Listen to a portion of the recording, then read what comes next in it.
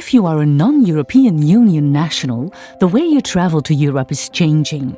The new entry-exit system, or EES, will make traveling to Europe easier, thanks to faster procedures and modernized and simplified border checks.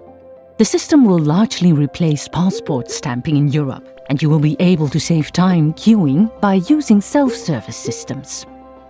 The entry-exit system applies to non-EU nationals traveling to Europe for a short stay, that is, for a stay of up to 90 days in any 180-day period, regardless of whether or not they need a visa. If you are a non-EU national traveling to Europe, you should be aware that fingerprints and a photo of your face will be requested at your first entry. This will be done in full compliance with EU data protection laws. To be able to travel to Europe, you must provide this biometric information, as well as your passport. Each time you cross the external border of a European country using the EES, the system will digitally record this movement. All refusals of entry will likewise be digitally recorded. There is also a simple online tool that you can use to check the remaining duration of your authorized stay.